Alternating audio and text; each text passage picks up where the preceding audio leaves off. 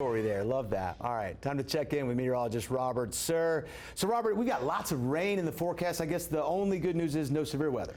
No severe weather, thankfully. We've had enough severe weather so far. We're about 3/4 of the way through severe weather season. A couple more weeks and I think we'll be out of the woods. It'll really start to ramp down as we get into May. But live look outside to Fayetteville. Things are nice and quiet. Another below average day. 61 today, 10 degrees below the average. In Fayetteville as well as in Fort Smith. You could see in 1989 double snowmans for our highs there, 88 degrees. Meanwhile, in Fort Smith, things are also nice and quiet. Also, like I said, 10 degrees below average. You should be at 76. We only got to 66 today. Thankfully, nowhere near that record of 91. That's way too hot for April 23rd, that's for sure. If you have to water your plants this week, Mother Nature will handle that if they're outside. Nice and comfortable tomorrow, a great day, some sunshine to start, and then some clouds to finish out the day. But by Tuesday, we start to bring in those periods of rain, those waves of wet that will come and go Tuesday, Wednesday, and probably Thursday morning as well. And there could be some heavier rain mixed in there as well, maybe a couple of rumbles of thunder. But again, we're not looking at any sort of widespread severe weather. That will be suppressed along the Texas Gulf Coast. So we're not even close to being in the severe weather. 40s and 50s right now across northwest Arkansas. Springdale, they're the warmest spot. They're the only ones in the 50s. They're right at 50 degrees. Upper 40s and lower 50s for our friends in the River Valley as well. You'll need your jacket if you're taking your pet out for a walk tonight because high pressure has decided to sit down right over Arkansas.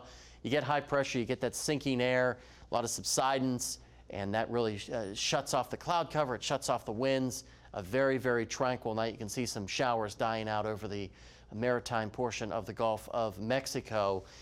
We go through the rest of the night, really no problems. Waking up tomorrow morning, we should have sunny skies to start out on Monday.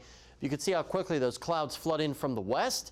After sunset, we start to watch for some widely scattered showers, but it's by Tuesday that activity really starts to pick up in earnest. And you can see some mixed in heavier downpours in there as well. As I said, maybe a rumble of thunder or two. And this goes on and off throughout the day on Tuesday. A very miserable day. It'll be breezy.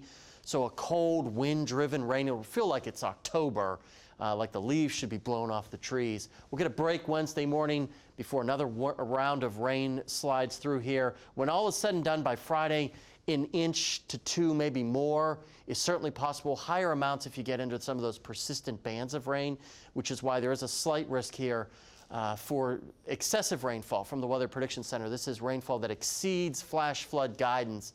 I haven't seen a lot of chatter about flash flooding, which is good, but we'll keep an eye on that. 30s tonight, which is why we're concerned about the frost in northwest Arkansas, and we'll rebound tomorrow nicely back up into the 60s for the entire area. After that, we go straight downhill, unfortunately, especially Tuesday and Wednesday with the rain, the chilliness. Most of Tuesday, I think, is going to be spent in the 40s. So if you turned your furnace off for the year, you may need to fire it back up for one more day. But by the end of the week, it gets nice. The weekend looks pretty good. If you're headed out to the Women's Expo, say hello to Allison Wise and our own Brandon Evans. He'll be there meeting and greeting, moving and shaking. Seeing everybody at the Women's Expo, it'll be nice. River Valley, about the same thing. A miserable couple of days, a nice Friday, and really next weekend doesn't look too bad. Brandon.